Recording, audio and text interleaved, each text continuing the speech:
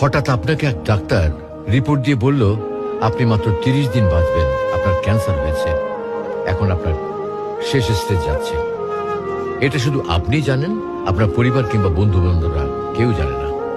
এখন এই রিপোর্ট পাওয়ার পরে আপনি বাসায় গেলেন।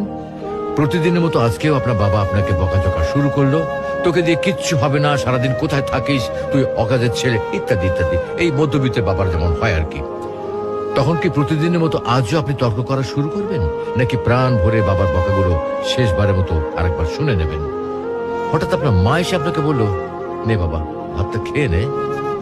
আপনার মনে হবে এই বুঝি আপনার মায়ের শেষ হাতের খাওয়া, আপনি আর বাঁচবেন না।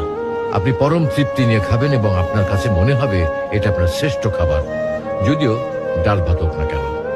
আপনি বের হলেন, পুরনো এক বন্ধুর সাথে দেখা, আপনি যাকে মোটেও সহ্য করতে পারেন না, সব সময় তার সাথে কথা কাটাকাটি হয়, আজকেও সে আপনাকে কিছু কথা শুনিয়েও দিল। আচ্ছা, এখন কি আপনি তার সাথে তর্ক শুরু করে দেবেন? মোটেও না। আপনি হয়তো তাকে জড়িয়ে ধরবেন এবং বলবেন, দোস্ত ভালো থাকিস।